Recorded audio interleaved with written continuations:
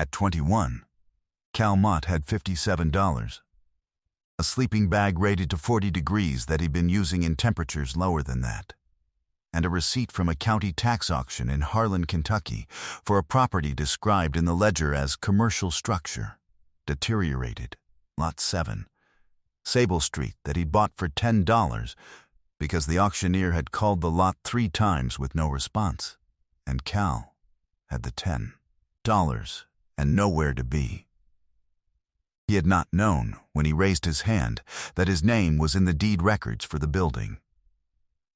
He found out an hour later in the county office when a clerk named Donna pulled the title history and looked at it, and looked at him and said his last name was Mott. And he said it was. And she said the original deed holder was a man named August Mott, which was also his grandfather's name.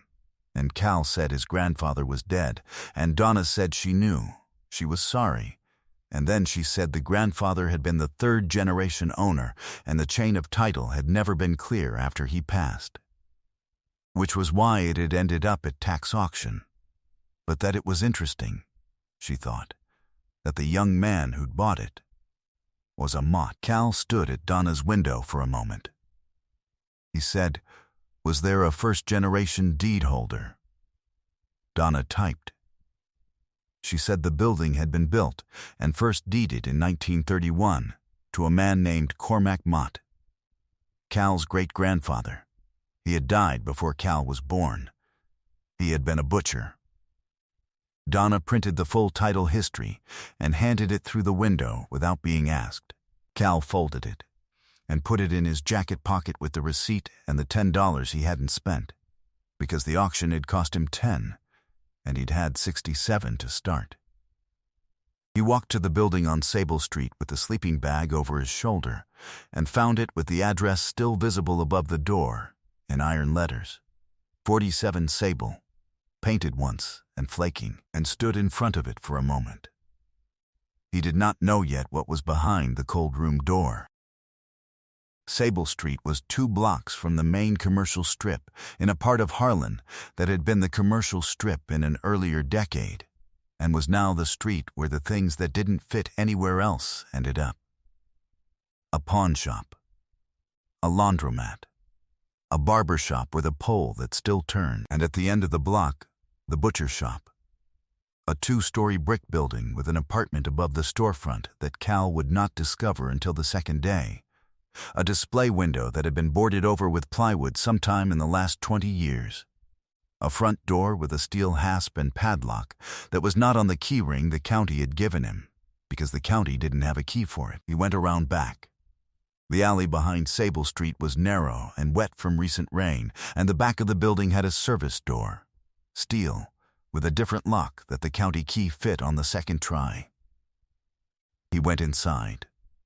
The shop smelled like cold stone and old wood, and something underneath both that he recognized after a moment as the ghost of sawdust, the particular smell of a floor that had been covered in it for decades and then swept clean and left. The main room had a butcher's block in the center, 8 inches thick, maple, the surface worn into a shallow bowl from a century of use. The block was the size of a dining table. It was not going anywhere. He pressed both palms down on the surface, and it did not move, and he felt the weight of it through his arms like the building pressing back. The refrigerated display cases along the front wall were long dead, their compressor units silent, the glass fronts clouded.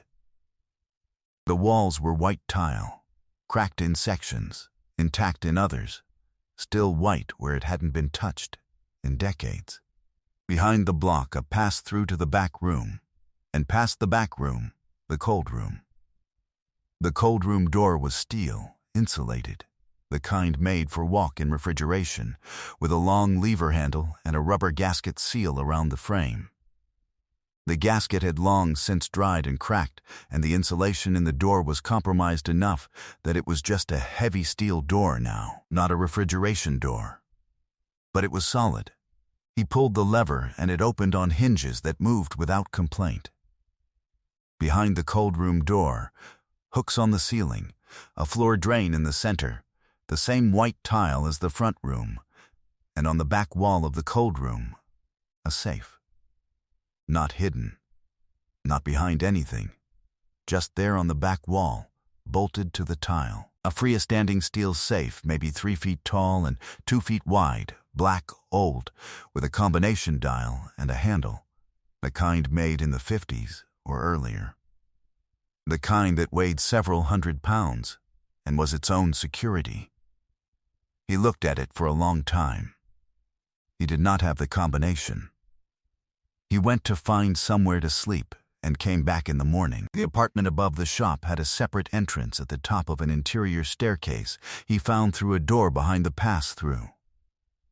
The staircase was dark and narrow, and the door at the top was unlocked, which meant someone had been up here recently, or the lock had simply failed, and when he opened the door and let the light in from the staircase window, he could see it was the latter.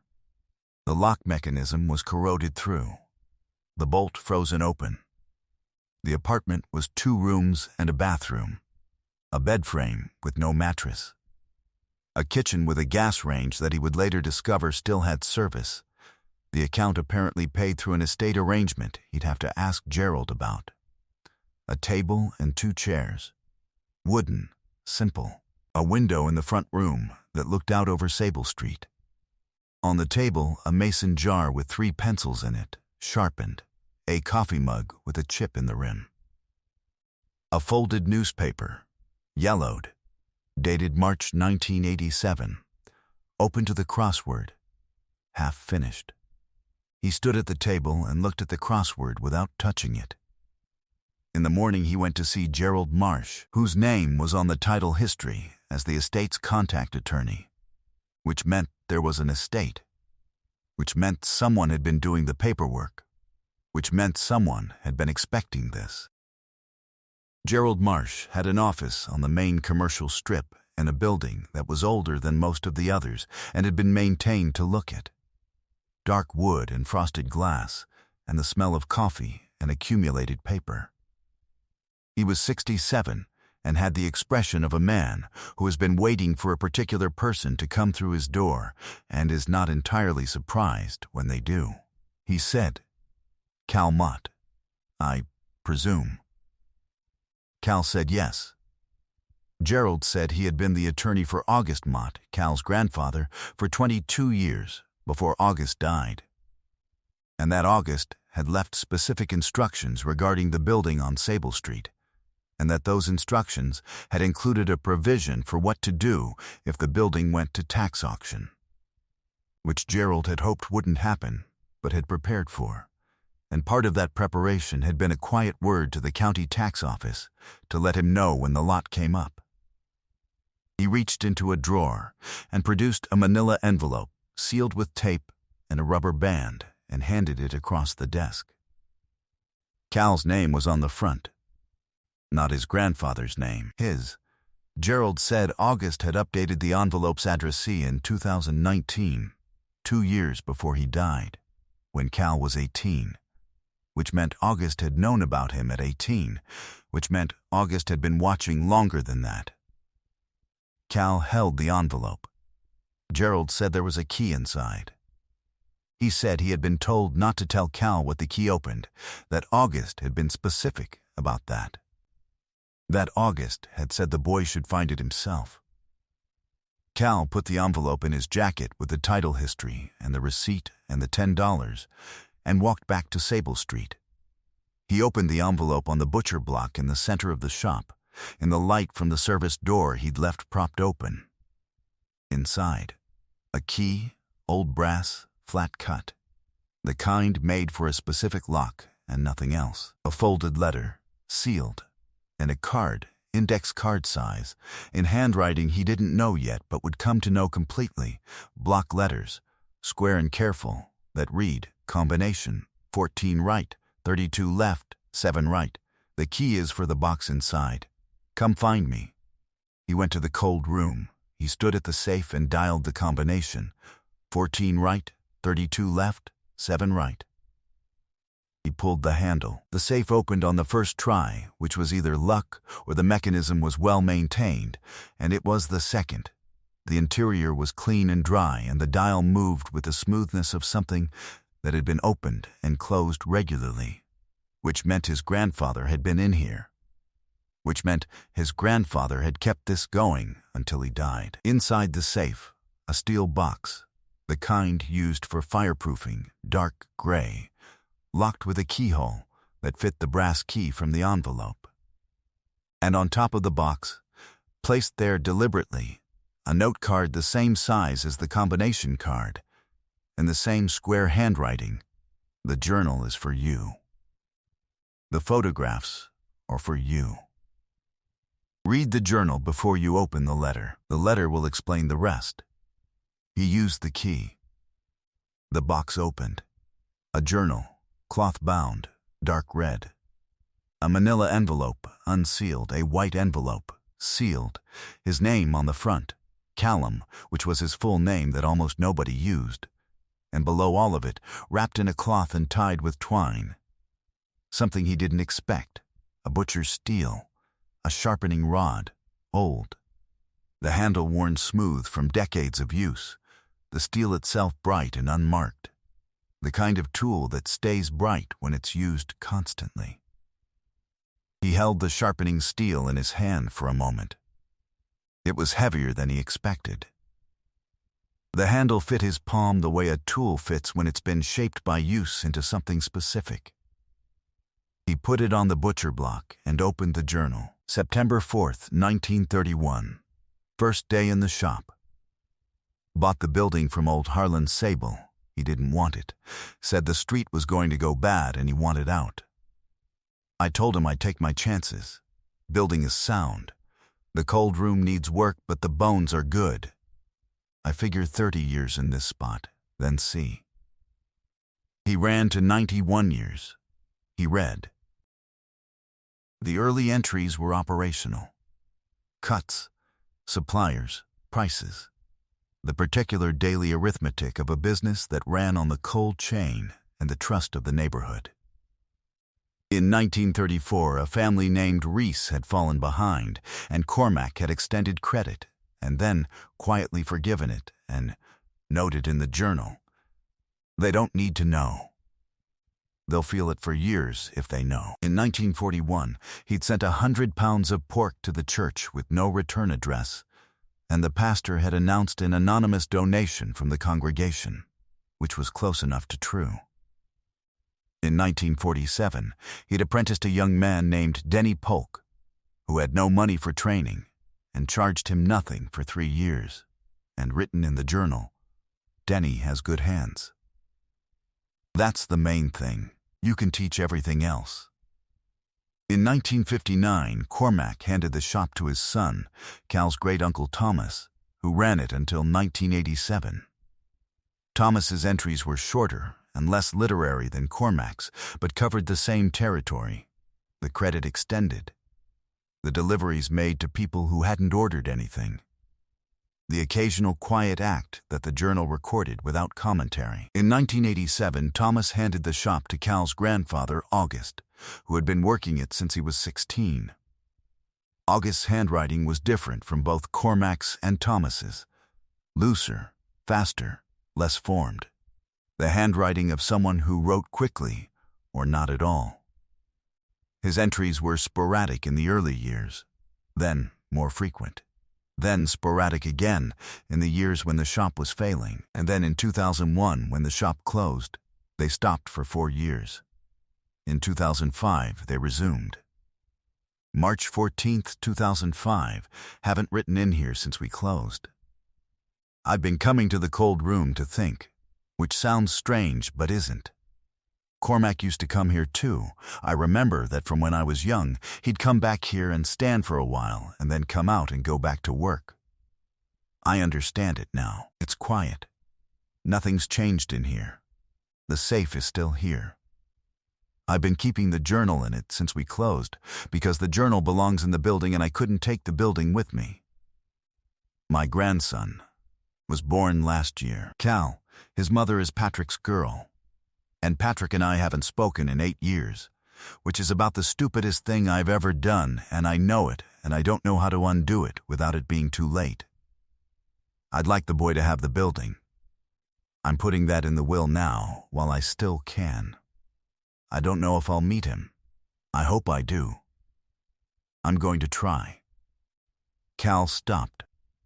He sat on the floor of the cold room with the journal and read everything August had tried. He'd driven to Lexington in 2007, where Patrick was living, and Patrick hadn't answered the door. He'd sent letters that came back. He'd tried through the maternal grandmother, who said she'd passed the message, and the message had apparently not been passed. In 2012, he'd found a current address for Patrick, and driven there, and Patrick had opened the door, and they'd had a conversation that August had summarized in 3 sentences. We talked for an hour. He's still angry. I understood more of it than I wanted to. In 2015, I found a photograph of Cal. He's 12. Patrick's wife sent it through a cousin. He looks like Patrick at that age, and Patrick looked like me. That's either good or bad, depending on how you look at it. In 2018, Cal is 15. I've been to see Patrick twice more. We talked now, a little. He won't bring the boy. I understand why, and I'm not going to push it. I'm going to put Cal's name on the envelope and hope Gerald finds him when the time comes. In 2020, I think about Cormac a lot lately. He ran this shop for 28 years and gave away more than he sold, by my estimate, and never let anyone feel it as charity. He said once that the work of the shop was the excuse. What you were really doing was making sure people ate. I wrote that down in here somewhere. I'll find it. I want Cal to have that. Not just the building. That? She turned to the last entry. He turned to the last entry. August had died in August, which Cal's mother had told him once in passing. August dying in August, which she'd said like it was a joke that wasn't funny. And the last entry was 2 months before. Callum. I'm going to say this plainly, because I've been trying to say it in ways that come out sideways for years, and I don't have time for sideways anymore.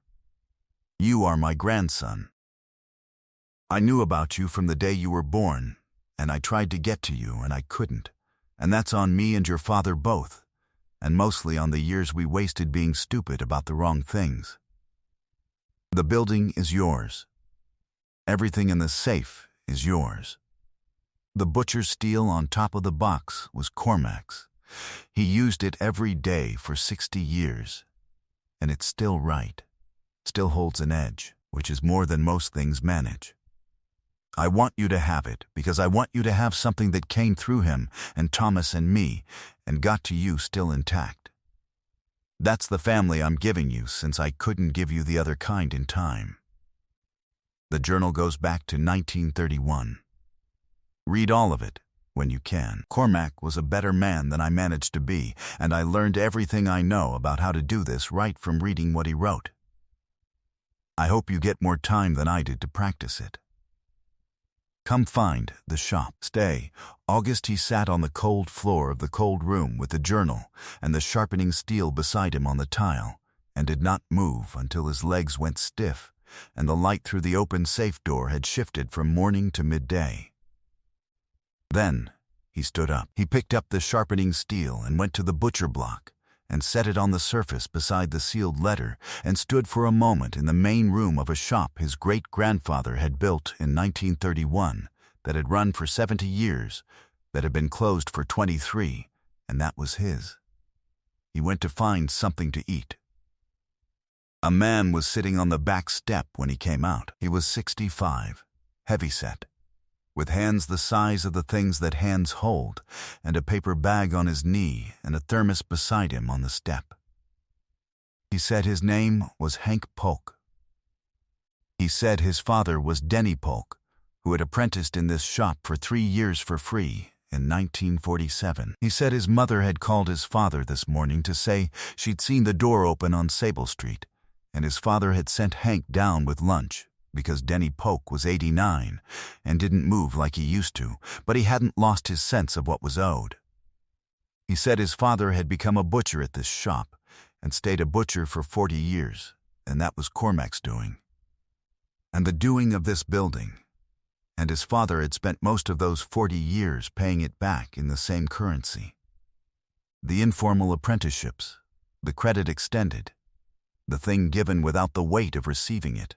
And Hank had grown up in that ethic and understood it the way you understand things learned before you could name them. They sat on the back step and ate sandwiches from the paper bag, which were good, and drank coffee from the thermos.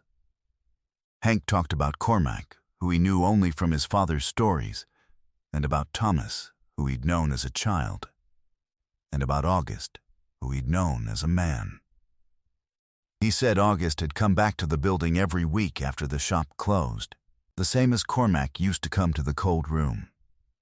He said the building meant something in the family that the family hadn't always been able to say out loud.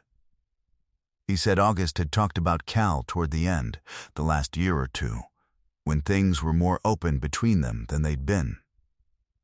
He said August had said, "The boy will find his way here."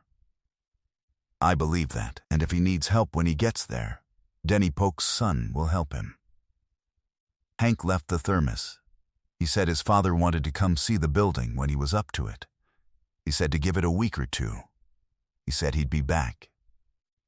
If you've made it this far into Cal's story, hit subscribe, because what he found next is the part I've been waiting to tell you. The letter arrived on a Friday, not by mail, hand-delivered by a man named Pruitt in a charcoal coat, who found Cal mopping the tile in the front room and introduced himself as representing a development group with interest in the Sable Street corridor, and who offered $48,000 for the building and the lot, which he said was significantly above assessed value given the condition, and who said he wanted Cal to understand that the building had structural issues that would cost real money to address, and that an offer like this didn't come twice. Cal said he wasn't selling. Pruitt said that was Cal's right, of course, and then explained that the building's last certificate of occupancy had lapsed in 2003, and that the county's commercial building code required a current COO for any active use of the structure, and that obtaining a current COO on a structure this age would require a full inspection and likely significant remediation work, and that this put Cal in a position where the building was neither usable nor easily saleable without considerable investment. Cal went upstairs. He went to the apartment and found what he was looking for in the kitchen drawer, where he'd been putting things: the manila envelope from the safe, the unsealed one. He'd been through it already, but not fully. He spread the contents on the table. The building's last inspection report, 2002, passed. A letter from the county building office, 2003, extending the COO contingent on 3 specific repairs to the cold room refrigeration system, which was no longer in use and therefore moot. A legal opinion from Gerald's predecessor, dated 2004, stating that the COO lapse applied to commercial food service operations and not to residential or storage use of the structure, and that the building could be legally occupied as a residence without a commercial COO, and that any future commercial use would require a new COO based on the intended use and not on the 2003 conditions, which had been specific to refrigeration equipment no longer present. He brought this downstairs and handed it to Pruitt. Pruitt read it. He read it again.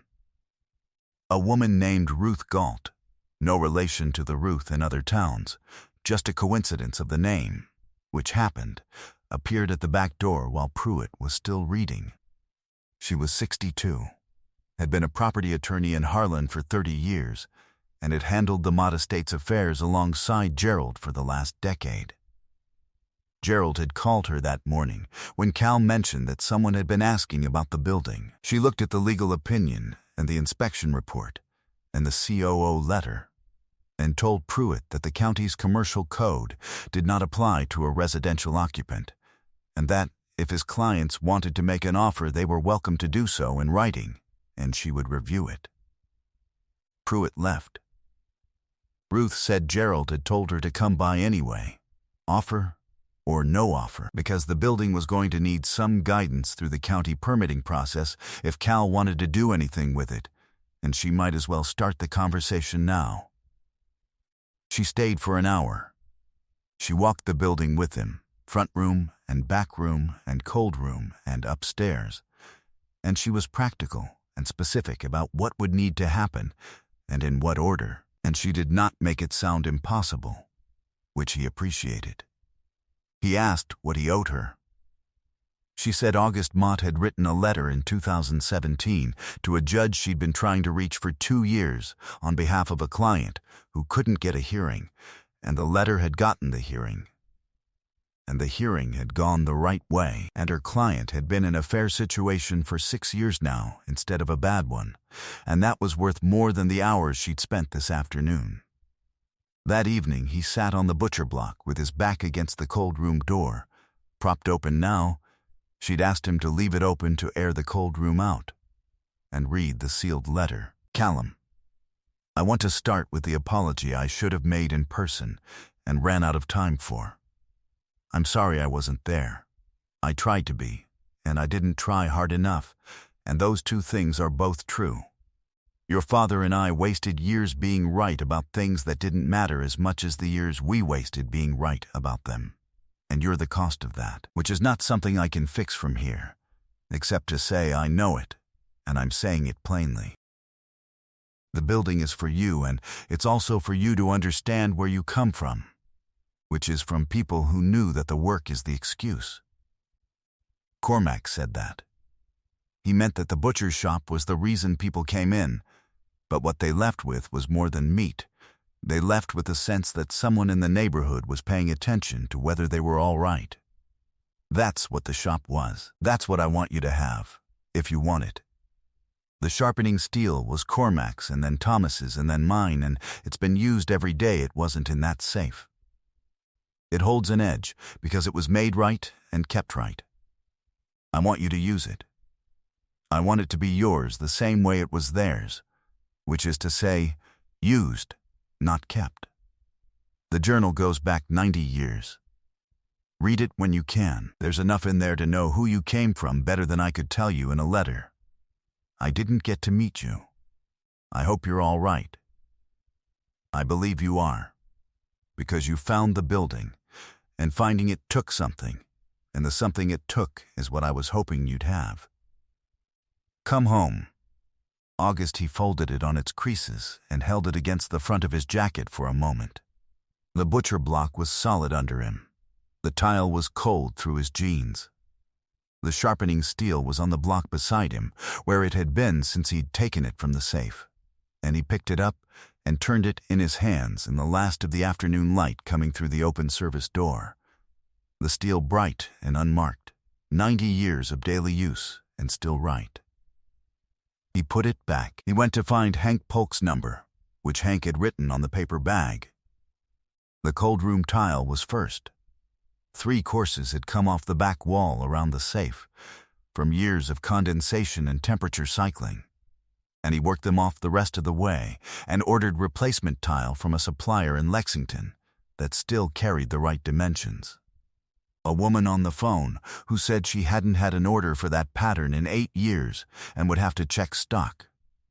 And checked and had it, and he picked it up himself in August's truck, which Gerald had transferred to his name as part of the estate, and which ran well and was, he discovered, better maintained than it looked. Hank came back the following week with tools and a level and 2 Saturdays' worth of work in him, and they reset the tile together. Hank demonstrating and Cal doing, which was the way Hank's father had taught him, and Hank's father's way of teaching had come from Cormac, so the instruction traveled a long way to get to Cal, but got there. Denny Polk came on the 3rd Saturday. He was 89 and walked with a cane and moved through the front room slowly, stopping at the butcher block and putting one hand on the surface and staying there for a moment without speaking. He had been in this room at 16, and he had been in this room at 30, and he had been in this room the last day it was open in 2001, and he had not been in it since. He looked at the block and the tile and the dead cases, and then he looked at Cal and said he had his great-grandfather's build, which was a thing that skipped generations sometimes. He sat in the chair they'd brought down from the apartment, and he talked for 2 hours. He talked about Cormac the way people talk about someone who changed the direction of their life, which was carefully, and with specificity, and without exaggeration. Because the real thing didn't need exaggeration. He said Cormac had taught him not just the trade, but the sense that the trade was in service of something larger than the trade, which was the neighborhood, which was the people who came in every morning and needed to eat and were dealing with whatever they were dealing with. And a good butcher paid attention to both things. He said August had had that too, in his way. He said it sometimes skipped a generation also. He looked at Cal when he said this. Cal asked him what he meant. Denny said, "The way you came back in the door. You could have walked away at the auction. You didn't walk away." He left after 2 hours, Hank driving him home. He said he'd come back when the shop was open, if Cal got it open, and he'd like a pound of the thick-cut bacon he'd been getting from this shop since 1952. Word moved through Harlan. A young man had the old Mott place on Sable Street. A young man was fixing it up. Ruth handled the permitting, which was not simple, but was not impossible, and she had done it before for harder buildings than this one, and by November the commercial COO was in process. The cold room had been assessed by a refrigeration contractor who said the insulation was restorable and the compressor was a different story, and the front cases were a different story from both. A man named Owen Cole, who had done refrigeration work in Harlan for 30 years, came to look at the compressor and said it was beyond what he could do, but he knew a man in Middlesbrough who worked on vintage units, and that man came and looked and said it was interesting, and he'd like to try. And he tried. And the compressor ran. The hum of it through the building the first morning was something Cal stood and listened to for a long time. A woman from the Historical Society came to photograph the butcher block, which she said was original to 1931 and one of the best examples of the bench style in the county, and she'd like to include it in their records. Cal said fine, and she photographed it from 4 angles and said she hoped he was planning to use it. He said he was working toward that. She said good. A boy named Marcus showed up on a Tuesday. He was 17, in a jacket too thin for October, and he said he'd heard someone was fixing up the old butcher shop, and he was good with his hands and would work for whatever was fair. He had the look of someone in a temporary situation, trying not to look like someone in a temporary situation. Cal recognized this. He asked Marcus if he'd eaten. Marcus said he was fine. Cal said that wasn't what he'd asked. He made eggs on the hot plate he'd bought for the apartment, and they ate at the kitchen table with a chipped coffee mug between them that had been there since the crossword was still only half done, and Cal told Marcus about the shop and what needed doing and what he was figuring out. And Marcus listened and asked questions that were specific, which was a good sign. He said the arrangement was fair wages for the work and a room in the back of the apartment, which he was fitting out, and no conditions on how long. Marcus said why would someone do that? Cal thought about Cormac apprenticing Denny Pope for 3 years for free in 1947. He thought about the journal entry, "Denny has good hands." That's the main thing. You can teach everything else, he said. Someone did it for someone who did it for someone who's doing it for you. That's all. Pruitt came back in November. No coat this time. He parked at the end of Sable Street and walked to the building and stood outside for a moment, looking at the repointed brick above the door, the new glass in the display window, the lit interior he could see through it, Cal and Marcus working inside. He came in and looked at the butcher block, and the restored case, and the tile and the hum of the cold room. He said his grandmother had bought meat from this shop until it closed. He said he hadn't known whose shop it was until he'd looked at the title history last month, which he'd done after Cal turned him down, and he'd found Cormac Mott, and then Thomas Mott, and then August Mott. And then he'd remembered that his grandmother had talked about a butcher named Mott, who had put things on account during 2 bad winters in the 60s and never once made her feel it, and he hadn't thought about that story in 30 years. He didn't make an offer. He said he had a contact at a restaurant supply company in Lexington that did refurbished display cases. He said if Cal was interested, he'd pass the name along. Cal said he was interested. He found the folder in December, in the back of the safe behind where the steel box had sat. He hadn't looked there, in the back of the safe, until he was cleaning the interior. An envelope, small, pressed against the back wall of the safe where it had been pushed or it slipped. His name on the front in August's handwriting, with a note beneath his name, read this one last. Inside, a photograph. A man in a white apron behind the butcher block, hands visible on the surface, face turned slightly toward the camera, the age somewhere in the middle decades. The face, he looked at the face for a long time. He turned it over. Cormac Mott, 1958. Below that, in different ink, added later, he'd have been glad you came. He set the photograph on the safe and looked at it in the cold room in the cold light of December, the compressor humming, the tiles solid around him. The sharpening steel was on the hook he'd put up on the back wall, where he used it now every day, and it was bright the way it had always been, the way things are bright when they're used. He heard Marcus in the front room, restocking the case. The refrigerated case had been running for 3 weeks, and it hummed at a different pitch from the cold room, and together they made a sound that was the sound of the building doing what it had been built to do. He put the photograph in his jacket pocket. He went to the front room. Denny Polk came on the day the shop opened.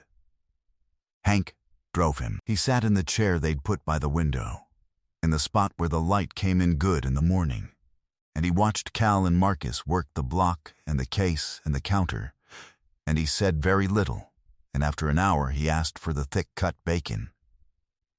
A pound of it, and Cal cut it and wrapped it in white paper the way Cormac had done, and the way Thomas had done, and the way August had done, and handed it across the counter. Denny took it and held it for a moment. He said, "There it is." He said he'd see them next week, and Hank drove him home. That evening after close, Cal sat on the butcher block the way he'd sat on it the first week, back against the cold room door, sharpening steel in his hand. The shop was clean. The cases were stocked. The tile was white and whole. The iron letters above the door outside said 47 Sable in the dark. He turned the steel in his hands. 90 years old and still right. Cormac's hands and Thomas's and August's all in the handle before his. He was 21 years old.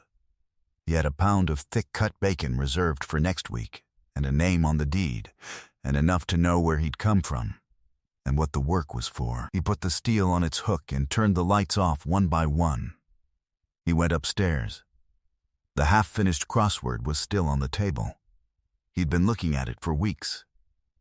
He picked up one of the pencils from the mason jar and sat down and looked at the clues. He filled in one answer, then another. He worked until midnight. He got almost all of it.